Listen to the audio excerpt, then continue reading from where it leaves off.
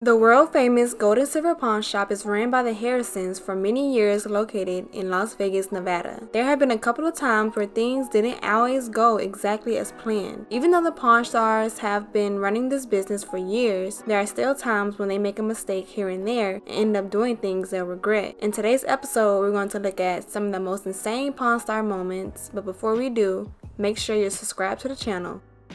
At the beginning of each episode of Pawn Stars, Rick reminds you that you never know what's going to come through that door, and about 3 years ago in March 2006, he was proven all the more right when a group of masked robbers entered the Gold and Silver Pawn Shop with shotguns and pistols. The Pawn Stars stated, "We are a heavily armed store and the doors are usually locked. We've actually never been robbed the entire time we've been here, but the History Channel show has given us a lot more notoriety, so we are a bigger target." But even though the Gold and Silver Pawn Shop has become a bigger target, disappearing on TV, most criminals will shy away from robbing it because they know that unlike the staff of other pawn shops, almost everyone working the counter at the Harrison store is carrying a gun. If you look closely on television, you can actually see that most of Rick's employees have a little bulge underneath their shirt. As the Pawn Star revealed several years ago, yet after nearly 20 years in the business, the Harrison shop was robbed for the very first time, and according to Rick, the thief stole over $250,000 in cash and merchandise, mostly sports merchandise and coins. Following the robbery, the pawn shop had to close for a few weeks to sort everything out, while the show was luckily on a break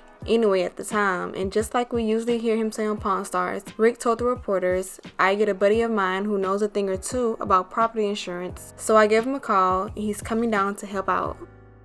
This next situation is not directly connected to the Pawn Stars TV show, but it was one of the few times that the senior of the group got tricked. The late old man reportedly agreed to throw a party at his house in Las Vegas for members of the infamous Bogos motorcycle gang, who are associates of his son Joseph, who according to TMZ also has a long criminal record. Rick stated that his father believed that he was supporting a good cause by making a celebrity appearance so that lots of people would attend and pluck money down to win various raffles. The charity he raised money for apparently turned out to be a slush fund, though, since shortly before, 32 gang members had been arrested for several different crimes, including robbery as well as gun and drug dealing, and needed money to pay the legal fees.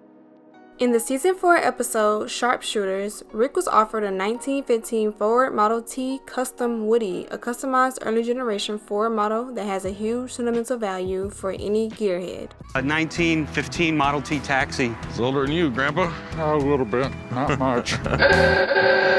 According to Danny Coker, this Model T taxi had an estimated value of $29,000 and Rick ended up buying for $21,000. This looks like a decent deal, but it turned out that it was far from it. The car not only had an original 4-cylinder Chevy engine on it, but also a modern turkey ignition system as well as a built-in CD player, which is not a good thing if you're into vintage cars. Rick eventually managed to sell the car for $29,700 at a Bart Jackson auction, but at the commissions that left him with $23,760, which makes a profit of just $2,760. Add to that the cost of the store's transportation, taxes, transfer, and fix-up, and you will see that this was ultimately a pretty big bust.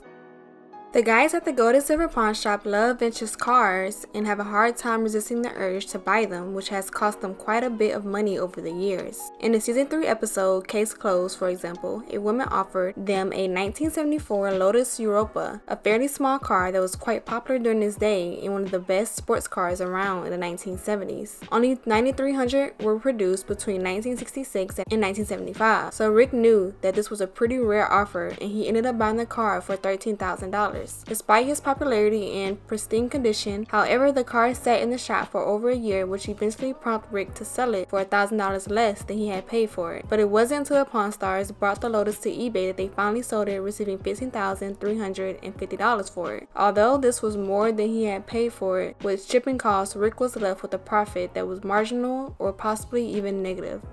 So that's all we have for today's video, guys. Thank you for watching. Hope you enjoyed it, and don't forget to leave a comment, like, and subscribe to the channel.